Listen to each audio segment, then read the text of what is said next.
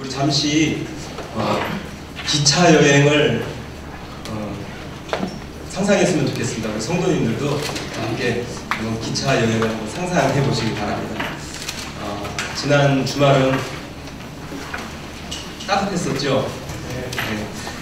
창밖에 새싹이 막 피어나는 나무들이 있고 또 햇볕이 부딪혀서 반짝반짝 부서지는 눈부신 북한강 경춘선 기차를 타고 있습니다. 상상들 하고 계시죠? 예.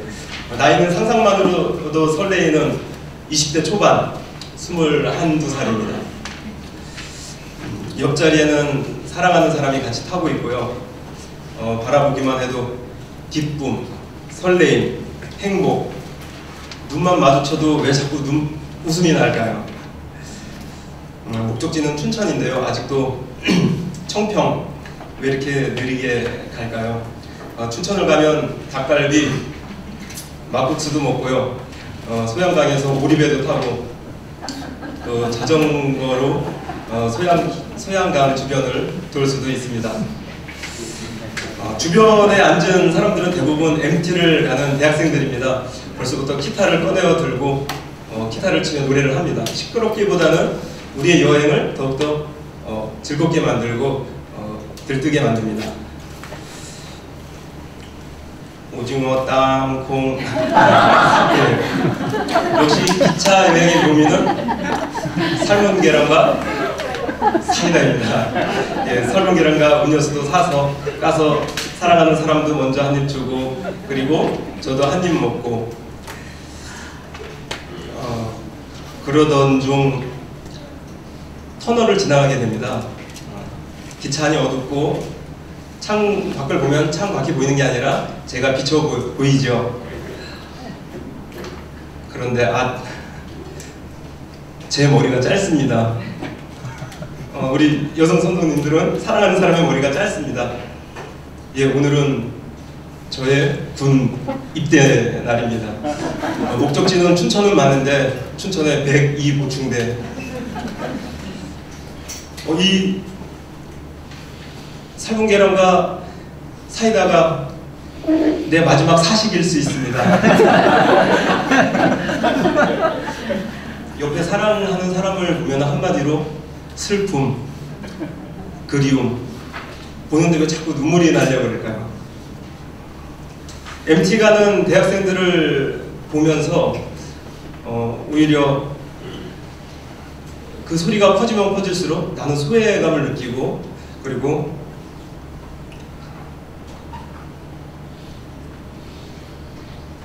나를 더 슬프게 만듭니다. 벌써 강촌입니다. 왜 이렇게 시간과 기차는 빨리 가는 걸까요? 우리는 좀 전도 그렇고 지금도 그렇고 같은 기차를 타고 있는 상상을 했습니다. 그런데 어디를 향하여 가고 있느냐에 따라서 그 여행에 임하는 나의 내적인 상황들은 완전히 달라짐을 알 수 있었습니다. 그렇습니다. 누구나 우리는 빛처럼 빠른 속도로 우리의 인생을 달려가고 있습니다. 무엇을 향해 달려가고 있는가가 우리의 내적인 상황뿐만 아니라 우리의 인생 전체가 달라질 수 있음을 알게 됩니다. 그래서 이 시간에는 우리가 무엇을 위하여, 무엇을 향하여 달려가야 하는지를 함께 생각해 보려고 합니다. 다 함께 우리 성경을 찾아보겠습니다. 빌립보서 3장 1절에서 16절을 보시겠습니다.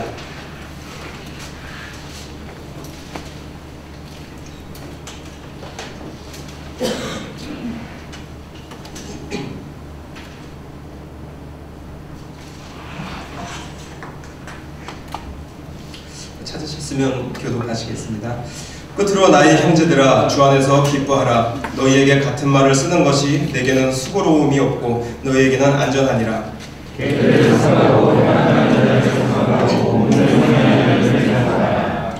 하나님의 성령으로 봉사하며 그리스도 예수로 자랑하고 육체를 신뢰하지 아니하는 우리가 곧 팔레파라.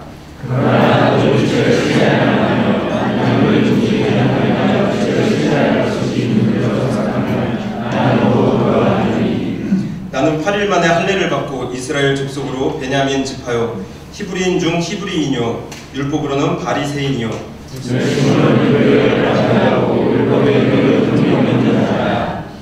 그러나 무엇이든지 내게 유익하던 것을 내가 그리스도를 위하여 다 해로 여길 뿐더러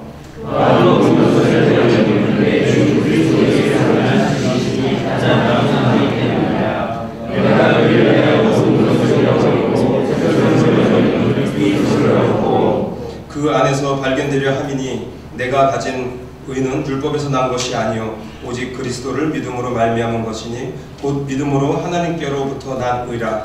내가 그리스도와 그리스도와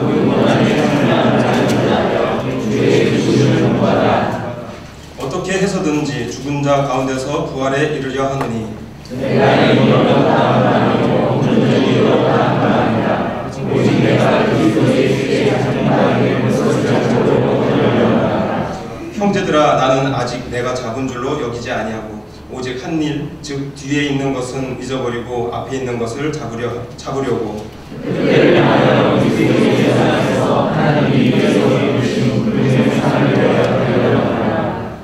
그러므로 누구든지 우리 온전히 이룬 자들은 이렇게 생각할지니 만일 어떤 일에 너희가 달리 생각하면 하나님이 이것도 너희에게 나타내시리라. 오직 내가 어디까지 이루었는지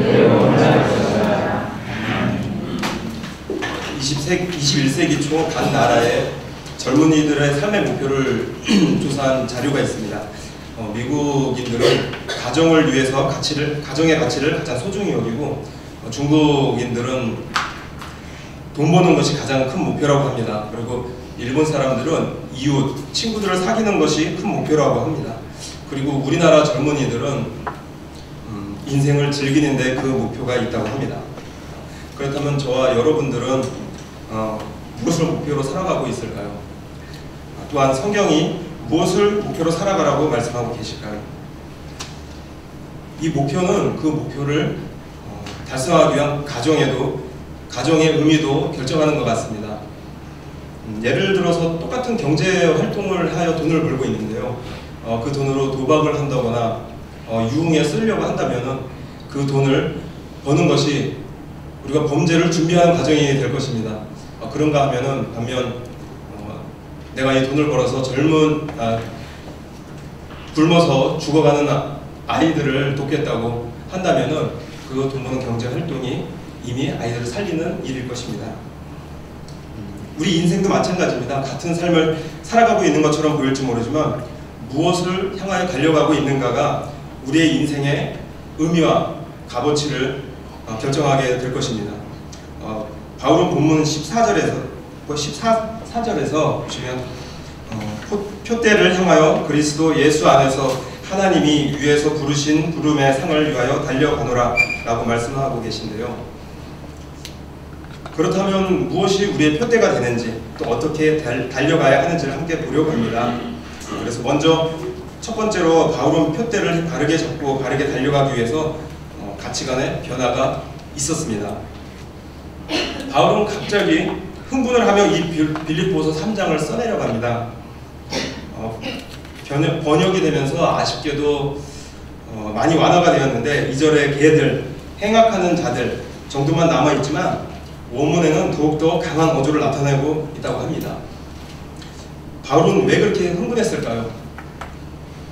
유대 교인들로 축축되는 사람들이 빌립보 교회 사람들에게 찾아와서 올바른 예배를 드리려면 먼저 할례를 받아야 한다고 주장을 하고 또 예수 그리스도를 자랑하는 것이 아니라 그들이 자신이 성취한 일들을 자랑을 하며 또 자신들의 혈통, 특권들을 자랑하고 또 음식 등 율법을 지킴으로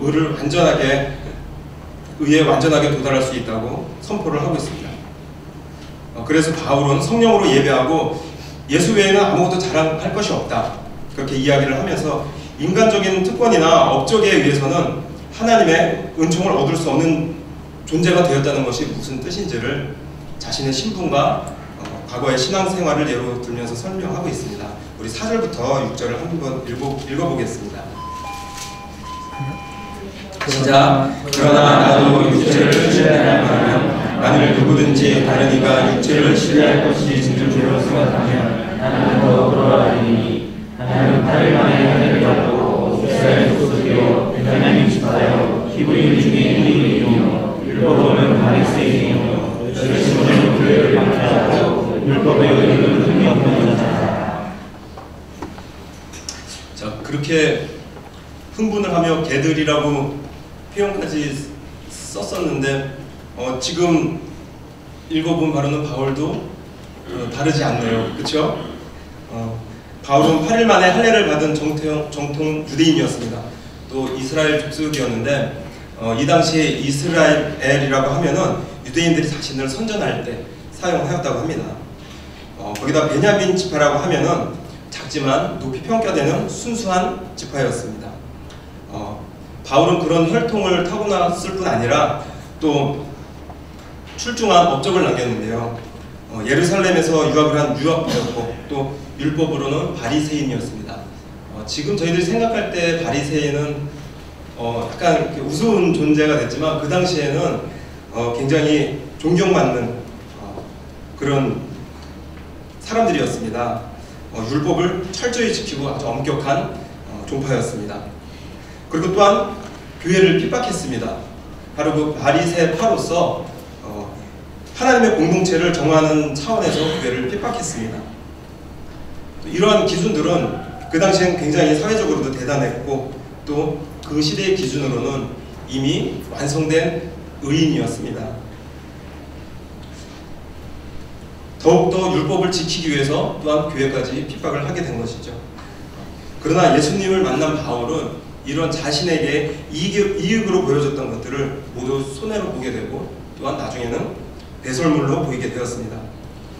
더 좋은 것을 발견해서 덜 좋은 것들이 그런 것들을 접어뒀다는 것이 아니라 예수님을 믿음으로 하나님으로부터 의를 얻을 수 있는데 그런 것들을 방해하고 자신을 막음으로 그것들을 망하게 한다고 말하고 있습니다. 그래서 그것은 바울에게 손해로 여겨졌다는 것입니다. 그리스도를 만난 후에 바울은 가치관이 완전히 변한 것입니다. 인생의 우선순위가 완전히 변한 것입니다. 이렇게 배설물로 여기는 것은 그리스도를 아는 지식이 가장 고상하기 때문이라고 하는데요. 여기서 지식이라고 하는 것은 그저 단지 지식적인, 지적인 지식만을 가리키는 것이 아니라 더 나아가서 인격적이고 체험적인 지식을 말하고 있습니다. 그래서 그리스도를 얻는다, 그 안에서 발견된다 라는 표현을 쓰고 있습니다. 그런데 여기서 그리스도를 얻는다 할 때 얻는다는 상업적인 용어라고 합니다. 그래서 저울 이쪽에는 그 세상의 부, 명예, 권력, 건강, 세상에서 좋은 것들을 모두 놓고 이쪽에는 예수 그리스도를 놓았을 때 이쪽에 놓여진 것들을 모두 그리스도를 위해서 버릴 수 있다는 것을 얘기합니다. 또 그 안에서 발견되려 한다는 것은 그리스도와의 연합을 가리키는데요. 그것은 바로 그리스도의 의가 나의 의가 된다는 것입니다. 그것은 내가 율법을 잘 지켜서 의인이 되는 것이 아니라 그리스도를 믿음으로 말미암아 의인이 된다는 것입니다. 그리스도에게 자신을 내맡겨 전적으로 의지함으로 의를 얻는다는 것이죠. 그렇기 때문에 이전에 소중하게 여겼던 것이 필요가 없는, 아니 오히려 방해가 되는 것이 되고 배설물로 여기게 된 것입니다. 4년 전 그렇지 않아도 마음이 불편하고 왠지 모를 부담감으로 힘들어하고 있을 때 주변 사람들이 제게 와서 이야기합니다. 하려면 빨리 해. 어디서 그런 냄새를 맡았는지 신학 공부를 시작하라는 이야기죠. 그 당시 갑자기 여러 사람들로부터 그러한 이야기들을 들었는데 그런 말 중에서 이제 그 당시에 제가 집사였으니까요. 내가 집사님 같았으면은 벌써 시작했겠다. 다 갖춰놓고 있는데 시작만 하면 되지. 조건이 너무 좋은데 왜 망설이냐. 서포트 해줄 아버지 계시지 얼마나 좋으냐라는 말들이 대부분이었습니다. 그런 이야기들 중에 하나는 저희 아버지도 목회를 하시고 계십니다. 목회를 하신 지 오래되셨고 총회에서도 또 총동창회에서도 임원도 하시고 그러시기 때문에 교단 내에 그 영향력들이 있는 목사님들도 많이 아셨습니다. 또 다른 이유로는 제가 음악을 했기 때문인 것 같습니다. 아무래도 찬양 등 음악을 많이 하게 되고 그런 것들이 사역에 도움이 된다고 생각했기 때문인 것 같습니다. 제가 학교를 들어가기 전 어느 날 수도권의 한 목사님께서 저희 아버지께 말씀을 하십니다. 아들이 학교에 들어가면 그래도 수도권에서 훈련을 받는 게 낫지 않겠어요? 학교 들어가면은 수도권으로 저희 교회를 보내세요 라고 말씀을 하셨습니다. 또 저희 아버님께서 심호하시는 교회 장로님이 우리 영준이가 입학하면 우리 교회에서 사역하게 하자는 말씀도 하셨습니다. 그러나 아버지께서는 그 수도권 교회로 가기를 했다고 말씀을 하셨습니다.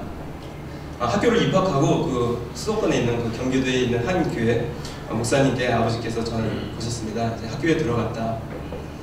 그랬더니 한번 보내라고 하시더라고요. 그래서 저는 찾아갔습니다. 그랬더니 그 수도권에 있는 교회 목사님께서 하시는 말씀이 우리 교회는 지금 부교육자를 모두 부목사 체제로 사용하고 있으니 우리는 아직 전도사는 쓰지 않는다. 그냥 차후에 일을 위해서 어떤 사람인지 알기 위해서 불렀다. 다음에 기회가 되면 부르겠다 라고 말씀을 하셨습니다. 분명히 그 목사님 먼저 보내라고 하셨는데 말이죠. 저는 중간에 떠버려서 사역지도 잃고 아버지가 심호하시는 교회에 나가는 것도 이상하게 되어버렸습니다. 그래서 아버지가 심호하시는 교회에 일부 예배를 숨어서 다녔습니다. 신앙적으로 많이 다운이 되고 힘든 시간이었죠. 또 학교에서 동료 전도사님들과 대화할 때마다 제가 점점 작아지고 신학적 용어, 신학자들의 이름을 들먹이면서 말할 때면 내가 점점 더 부족함이 또 드러날까봐 걱정이 많이 됐습니다. 저도 신학을 하기 전에 나름 쌓았던 지식과 위치가 있는데 그런 것들이 아무 소용이 없다는 것을 느끼고 또 내가 정말 부족하다는 것을 느끼니까 정말 힘들었습니다. 그렇게 1년을 힘들게 보내게 됐습니다. 주변에서 친구들 동료들이 다 하는 사역도 못하고 수업 시간마다 말 그대로 빌빌대고 그런 저에게 아버지는 아무런 도움도 안 대주시고 제 나름대로 시작만 하면은 만사가 형통할 줄 알았는데 그러기에 더욱 더 힘든 시간이었던 것 같습니다.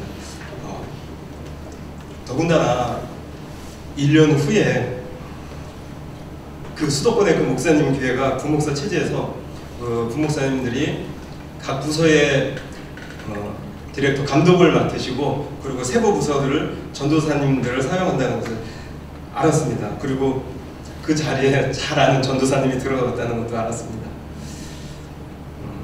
그리고 그 무렵부터 저도 그 학교에 채플에 찬양 인도를 하게 됐는데요. 목사님께서 한 번은 그 채플에 설교차 오셨습니다. 그리고 제가 찬양 인도하는 모습을 보시고 우리 교회에서 찬양 인도 좀 해보지? 한번 찾아와 그랬습니다. 그래서 또 쫄랑쫄랑 찾아갔습니다.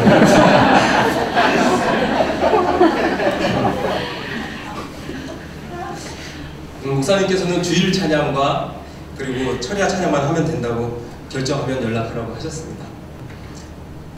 그런데 그 당시에 김용준 전도사님께서 의왕 우리 교회를 소개하고 또 의왕 우리 교회에 함께 가보기를 권유했습니다. 저는 많은 갈등과 고민을 하다가 의왕 우리 교회 예배를 참석하게 됐고요. 평신도로 등록을 하게 되었습니다. 다들 사역하고 있는데 더군다나 동료 전도사가 사역하는 교회 평신도로 등록한다는 것은 정말 힘든 결정이고 자존심도 많이 상하는 일이었습니다. 정말 힘든 과정이었지만 이제 생각해보면 저에게 꼭 필요한 과정이었던 것 같습니다. 그 힘든 과정을 통해서 나에게 유익했던 환경들과 조건들로, 그런 것들로 하나님 앞에 나아갈 수 없다, 그런 것들로 사역할 수 없다, 그런 것들로 목회할 수 없다는 것을 체험을 통해서 절실하게 깨닫는 계기가 되었습니다. 만약 처음 그 교회에 들어가서 사역을 시작하게 됐으면 어땠을까요? 계속적으로 그런 것들을 의지하고 또 그런 의지할 것들을 향해서 달려가게 됐겠죠. 우리를 흘러가는 대로 가만히 놔둔다면 이런 조건들과 환경들을 의지하고 또 그런 조건들과 환경들을 더욱 좋게 만들기 위해서 달려가게 될 것입니다. 예수님을 인격적으로 체험하고 만나 인생의 가치관이 변하지 않는다면 우리는 계속해서 내 배를 채우기 위해서 또 좀 더 편안한 내 삶을 영위하기 위해서 계속 나의 삶을 사용하게 될 것입니다. 우리의 인생 속에서 예수님을 지식적으로 뿐만 아니라 인격적으로 또 체험적으로 만나기를 소망합니다. 그래서 우리의 가치관과 우선순위가 하나님께로 온전히 향하기를 소원합니다. 바울은 율법을 행함으로써 얻는 의를 포기했다고 하는데, 그러면 포기하고 아무것도 안 하고 그냥 쉬었던 것일까요? 우리 본문 10절과 11절을 찾아보겠습니다.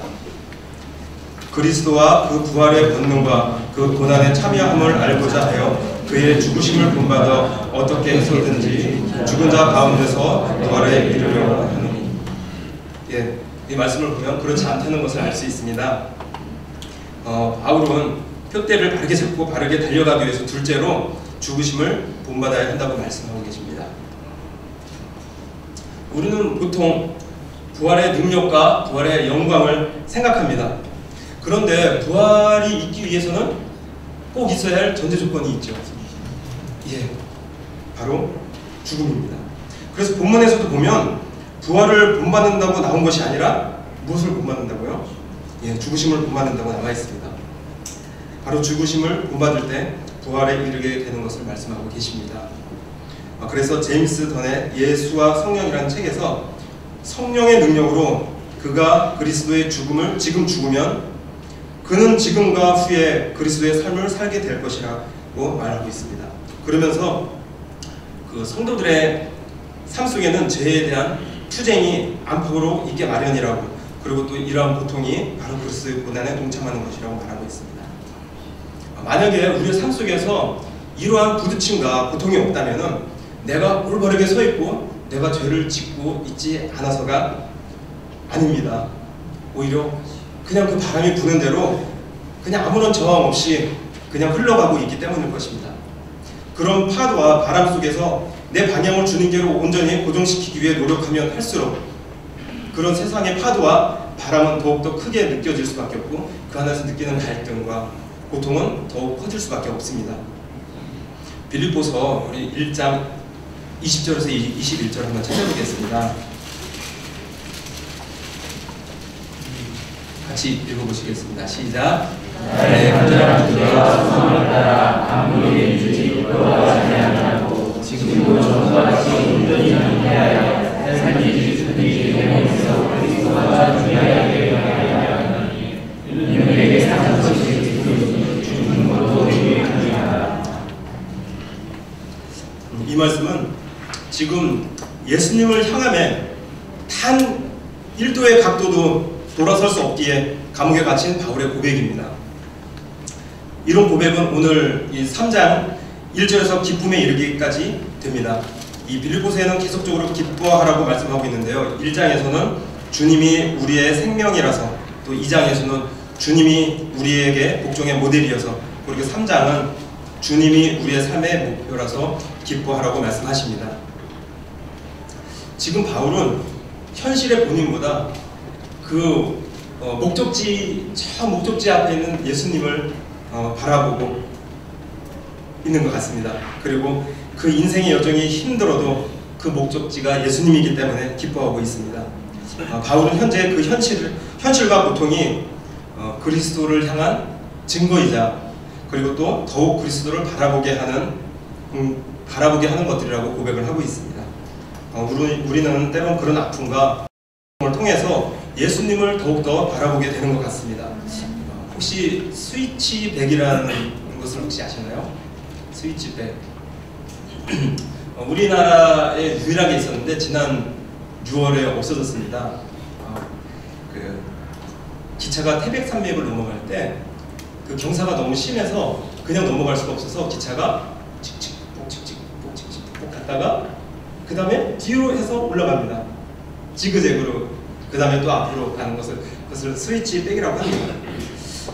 서울에서 청량리에서 동해로 가다 보면은 경험할 수 있었었는데요. 보통 그 구간을 지나갈 정도가 되면은 모두들 잠이 듭니다. 저도 잠이 들었다가 기차가 산 속에서 멈추는 거예요. 그러니 갑자기 슬금슬금 뒤로 가는 거예요. 그래서 아니 이게 무슨 일인가 하고 깜짝 놀랐었는데 고등학교 때 배웠던 이게 그거구나. 그래서 알 수 있었습니다. 그래서 그 다음에 친구들이랑 동해를 갈 때면 거기서 친구들에게 장난을 칩니다. 역시 그 구간을 갈 때는 친구들이 잠을 자고 있고요. 기차가 멈추기 시작하면은 친구들 막 깨운다. 야야 큰일 났어. 야 기차에 무슨 문제 있나 봐. 기차가 뒤로 흘러가고 있어. 오오오오 깜짝 놀랍니다. 그 깜짝 놀라서 이상한 행동을 하기 전에 많이 설명을 해줍니다. 이 태백산맥은 너무 경사가 높아서 앞으로 올라갔다 뒤로 올라갔다 하는 거라고.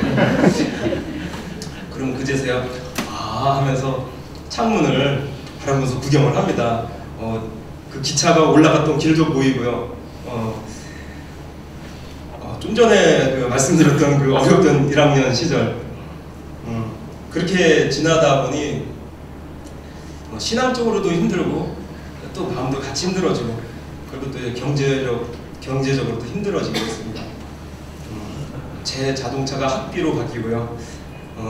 그로 인해서 주말마다 1시간 40분 정도면은 오고 갈 수 있었던 거리인데 대중교통을 이용하다 보니까 4시간이 걸리더라고요.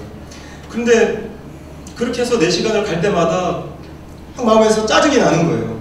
그리고 자꾸 하나님을 원망하게 되고요. 이게 뭔가 하나님의 일을 하려고 공부하는데 왜 이렇게 꼬이기만 하는 건가? 하나님께서는 제가 정리되어지고 정비되어지기를 원하신 것 같습니다.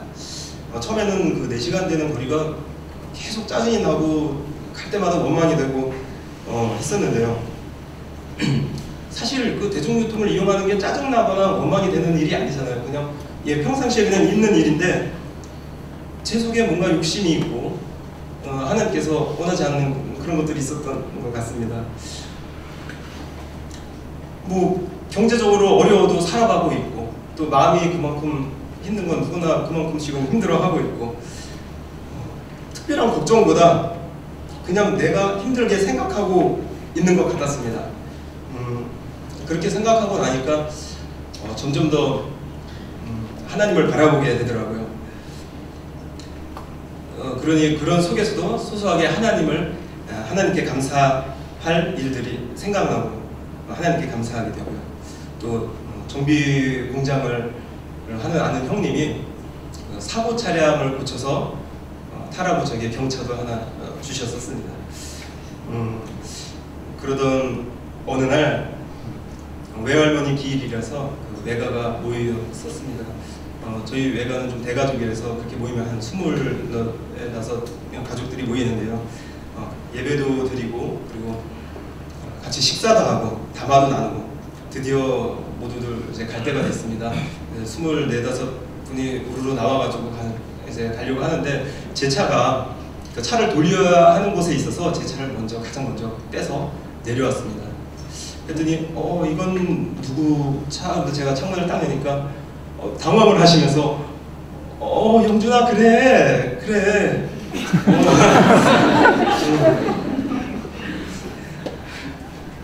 영준이 차였구나. 저의 가치관과 제 그 전에 형편을 알았던 그 친척들은 그거에 당황스러웠었나 봐요.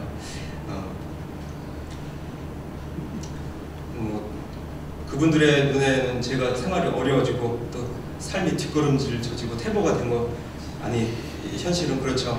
어려워지고 경제적으로 뒷걸음질 된 것이 맞죠. 예전 같았으면 그것이 상당히 자존심 상하고 부끄러웠을 것 같아요. 그런데 그 당시 저는 아무렇지도 않더라고요. 오히려 마음속으로 그분들을 위로했습니다. 괜찮아요, 괜찮아요. 내 삶의 경사도가 너무 높아서 하나님께서 잠시 후진으로 이끄시고 계신 거예요. 내가 하나님을 향하고 하나님이 나를 이끄심을 느끼고 있으니 현실이 나를 아프게 하지는 못해요.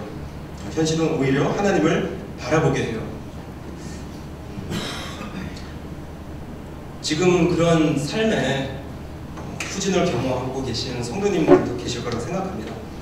그러나 오늘 자신을 향해서 자신 있게 이렇게 얘기했으면 좋겠습니다. 괜찮아, 괜찮아. 나의 삶의 경사가 너무 높아서 하나님께서 잠시 후진으로 이끄시는 거야. 하나님께서 이끄시는 레일 위에 있다는 것이 중요하잖아. 이 상황들을 통하여 하나님에게 더욱더 초점을 맞추자. 그렇습니다. 현실이 어떠한가 보다 더 중요한 것은 우리가 표대를 향하여 계속적으로 우리의 영점을 맞추고 있는가입니다. 영점이 무엇인지는 아시죠? 우리가 사격을 하거나 활을 쏠 때 그 사격의 관음새와 관음자가 처음에는 우리에게 잘 맞지 않습니다. 그래서 분명히 맞게 쐈는데도 관역에 맞지 않아요. 그러면 그것을 조절하는 것을 영점을 조절한다고 합니다. 자, 그래서 우리는 세 번째로 우리가 표대를 바르게 잡고 바르게 달려가기 위해서는 계속적으로 영점을 조정해야 한다는 것입니다. 그래서 바울은 본문 12절부터 13절에 우리 한번 같이 읽어보겠습니다. 내가 이미 얻었다 함도 아니요 온전히 이루었다 함도 아니라 오직 내가 그리스도 예수께 잡힌 바 된 것을 잡으려고 달려가노라. 형제들아, 나는 아직 내가 잡은 줄로 여기지 아니하고 오직 하늘이 즉 위에 있는 것을 잊어버리고 앞에 있는 것을 잡으려고. 그 위대한 바울, 정말 공부를 하면 할수록 또 알아가면 알아갈수록 더욱 위대하게 느껴지는 바울. 근데 그 자신도 신앙은 완성이 아니고 계속적으로 그리스도를 붙잡기 위해서 전력으로 달려가고 있다고 말씀하고 있습니다. 신학을 공부하기 위해서는 먼저 목사 후보생 고시를 봅니다.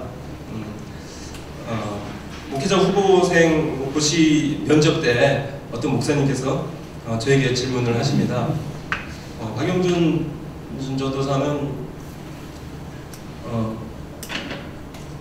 목회의 가장 큰 덕목이 뭐라고 생각하나? 저는 아주 자신있게 제 몸이 부서져라 하는 열심입니다 라고 얘기를 했습니다. 그랬더니 그 목사님께서는 하시더니 겸손과 여호와를 경외함이라고 말씀해 주셨습니다. 저는 그냥 뭐 일초의 생각도 없이 정말 그렇구나 라고 생각을 했습니다. 정말 큰 깨달음이었습니다.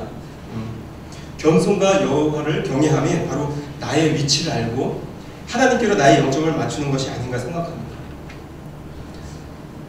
나의 열심을 다하여 달려가기 전에 나의 목적지를 확인하지 않는다면 오히려 그 열심이 나의 목적지와는 점점 더 멀어지게 됩니다.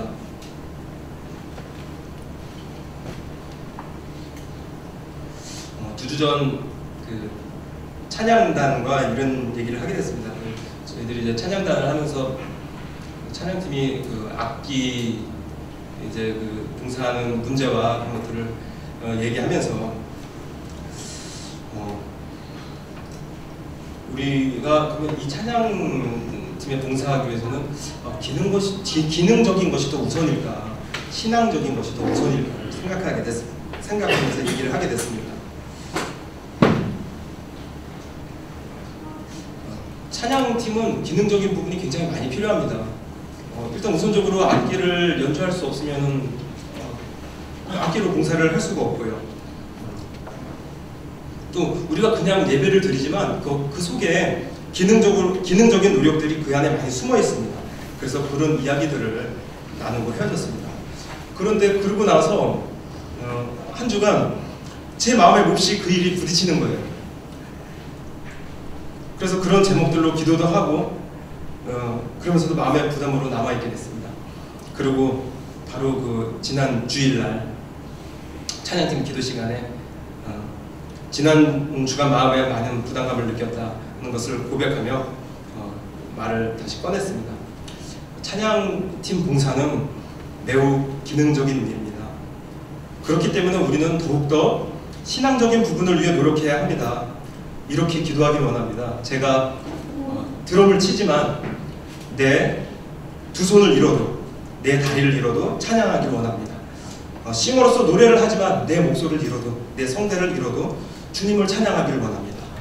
어떠한 경우에도 찬양하는 척 하지 않도록 인도하여 주시옵소서. 우리는 열심을 내기 전에 항상 우리의 영점을 주님께로 맞추는 일을 먼저 해야 합니다. 사탄은 매우 영리하죠. 그래서 우리를 공격할 때 우리가 주님을 향해서 계속 바라보고 있으면은, 그리고 주님을 향해서 계속 달려가고 있으면은 갑자기 우리를 탁 잡아서 아주 엉뚱한 데다 갖다 놓는 것이 아닙니다. 그렇게 공격을 하면은 우리가 금방 알아채고 다시 주님 제가 이랬군요 하고 돌아옵니다. 그런데 사탄은 매우 영리해서 우리를 공격할 때 이 상태에서 한 1도만 살짝 돌려놓습니다. 하나님이 보이는 것 같은데 내가 달려가면 달려갈수록 하나님과는 어떻게 될까요? 점점 더 멀어집니다. 여기서는 1도지만 멀어지면 멀어질수록 점점 더 벌어지게 되어 있습니다. 그래서 주님 하고 달려가는 것 같지만 결과적으로는 나를 위한 주님을 부르게 되는 것이죠. 그렇다면 어떻게 우리가 영점을 계속 조절할 수 있을까요? 우리가 어떻게 그리스도를 향해서 계속 영점을 조정할 수 있을까요? 바울을 변화시킨 것은 그리스도를 만남입니다. 그리고 그리스도를 더욱 완전히 알고자 하였습니다. 그리스도를 아는 지식이 모든 것을 해로 여기는 가치관의 변화를 가져오고 그의 주님의 죽으심을 본받게 하였습니다. 그리고 하나님께서는 그리스도를 알게 하시기 위해서 이 성경책을 주셨습니다. 책 장사는 아닌데 이 성경책을 주셨습니다. 바로 말씀을 주셨죠. 우리는 이 말씀을 통해서 계속적으로 매 시간마다 하나님께 영점을 맞춰야 할 것입니다. 그리고 말씀을 묵상함으로써 계속적으로 우리가 틀어진 우리를 발견하고 계속적으로 하나님께 영점을 맞춰야 합니다. 그리고 기도로 하나님의 뜻을 알아가야 할 것입니다. 그런데 오히려 기도를 할 때 영점이 틀어지는 경우가 많은 것 같아요. 하나님의 뜻을 구하는 것이 아니라 나의 성공, 나의 안위, 그런 것들을 목표로 삼고 하나님이 내 일을 성취하게 하려고 합니다.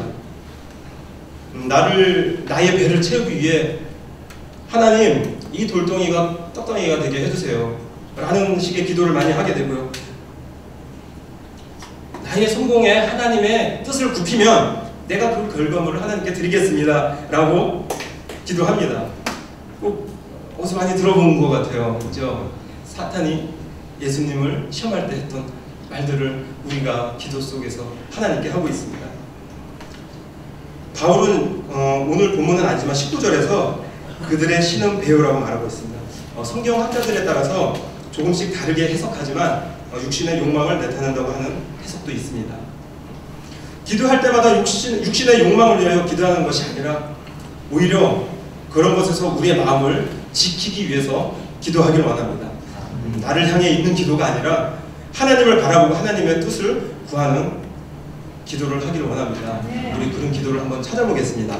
마태복음 26장 36절부터 42절까지입니다.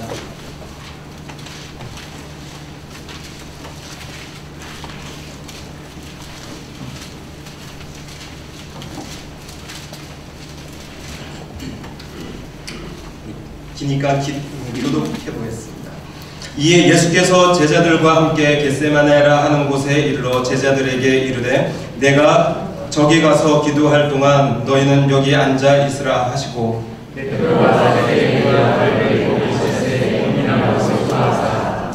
이에 말씀하시되 내 마음이 매우 고민하여 죽게 되었으니 너희는 여기 머물러 나와 함께 깨어 있으라 하시고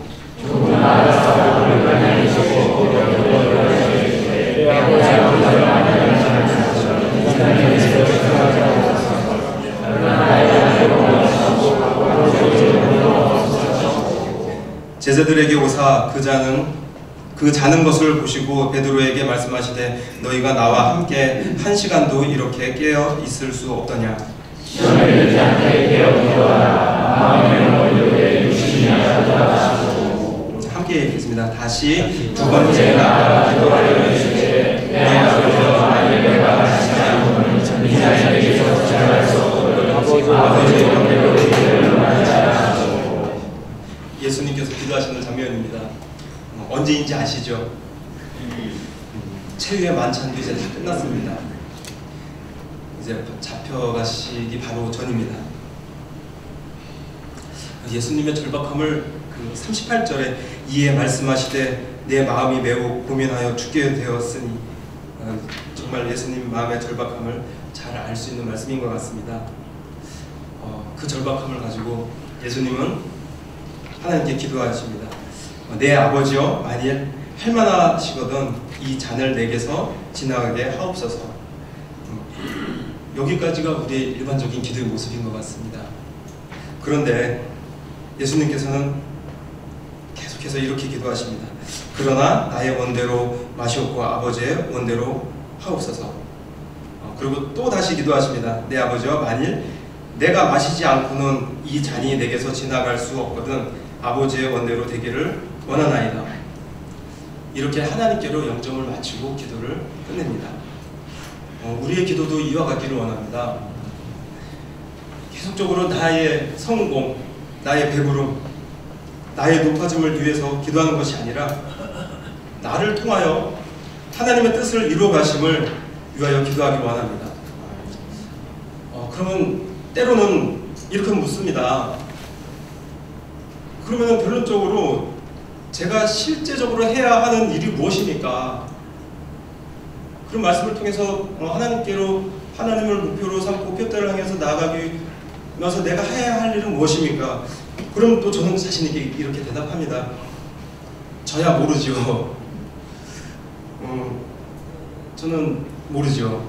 예, 각 사람에게 주어지신 달란트가 다르고 또 하나님의 계획이 다르십니다.